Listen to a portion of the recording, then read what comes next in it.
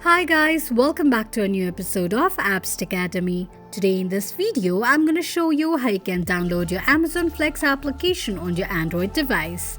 Keep watching the video till the end. To download your Amazon Flex application on your Android device, firstly go ahead and launch open your Play Store. On the search box at the top, type in Amazon Flex and make a search. You're going to see the search results displayed on the screen.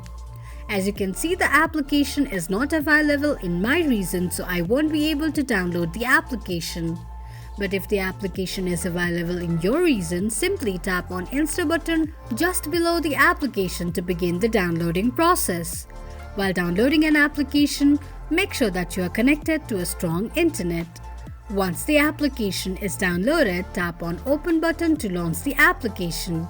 Open the application and that is how you'll be able to download your Amazon Flex application on your Android device quickly and easily, just in few steps.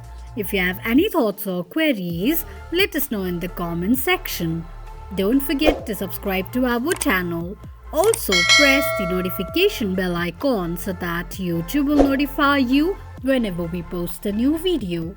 I hope this video was helpful to you. Thank you so much for watching.